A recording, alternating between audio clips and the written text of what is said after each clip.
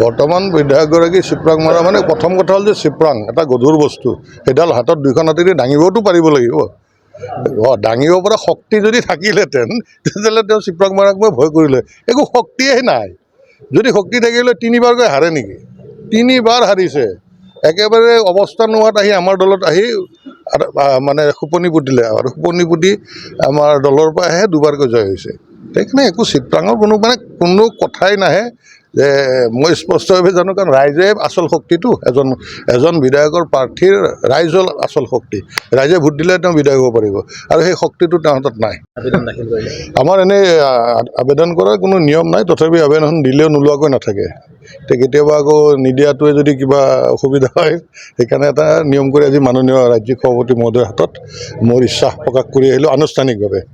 আৰু এইবাৰতো মই একদম আশাবাদী যে মই এইবাৰ আমাৰ দলৰ প্ৰতীকত নিৰ্বাচন খেলিম আৰু নিৰ্বাচনত এইবাৰ বিধায়ক হ'ম। মই সেইটো মানে ৰাইজৰ আশীৰ্বাদটো মই দেখিছোঁ আৰু নেতৃত্বৰো সেইখিনি আশ্বাস পাইছোঁ। সভাপতিয়ে কেনেধৰণৰ আশ্বাস? নাই, সভাপতিটো স্পষ্টভাৱে মোক কৈছে যে আপুনি লাগক, কাৰণ আপোনাক যদি প্ৰাৰ্থিত্বটো দিওঁ তেতিয়াহ'লে নিশ্চিতভাৱে যেন এজন পুৰণা কাৰ্যকৰ্তাক ন্যায় প্ৰদান কৰাৰ নিচিনা লাগিব। আৰু মাননীয় মুখ্যমন্ত্ৰী মহোদয় যোৱাবাৰেই যেতিয়া মই প্ৰাৰ্থিত্বৰ পৰা বঞ্চিত হ'লোঁ, তেখেতেতো সংবাদ মাধ্যমত কৈছে, মোকতো কোনো বন্ধ ৰুমত কোৱা নাই। তেওঁ সংবাদ মাধ্যমত স্পষ্টভাৱে কৈছে যে বৰ্তমানৰ বিধায়কগৰাকী যথেষ্ট মানে বয়সত ডাঙৰ, মোতকৈ 20-25 বছৰ ডাঙৰ। সেইকাৰণে অকল বয়সৰ ফালৰ পৰাহে তেওঁক দিয়া হ'ল, বাকী জয়ন্ত দাসৰ সম্পূৰ্ণ যোগ্যতা আছে, তেওঁ পাব লাগে আৰু সময় আছে। সেইকাৰণে পিছলৈ জয়ন্ত দাসৰ বিষয়টো বিবেচনা কৰিম। সেই হিচাপে মুখ্যমন্ত্ৰী আৰু ৰাজ্যিক সভাপতি সাংসদগৰাকী তেখেতেও মোক আশ্বাস দিছে, দাদা আপোনাৰ হৈ মই ক'ম, যেতিয়া মিটিং হ'ব মই নিশ্চিতভাৱে আপোনাৰ হৈ ক'ম, আপুনি লাগক। সকলোৱে মোক ফিল্ডত লাগিব দিছে, সেইকাৰণে ফিল্ডত লাগি আছোঁ। ৰাইজৰ মৰম পাইছোঁ আৰু ৰাইজৰ মৰম বুটলিব পাই, ৰাইজৰ আশীৰ্বাদ পাই মই ভাল পাইছোঁ। মই উৎসাহিত। শুভেচ্ছা দিছে সভাপতিয়ে? হয়, এতিয়াতো শুভেচ্ছা দিলেই যে লাগক।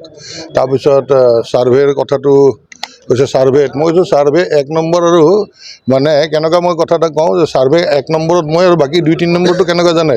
যেনে আমাৰ ৰাজ্যিক সভাপতি আমাৰ সংগঠনৰ চূড়ান্ত শক্তিশালী পোষ্টত আছে, বাকী ভাইচ প্ৰেচিডেণ্ট কেইবাজনো থাকে, সেই সমান থাকে জানো?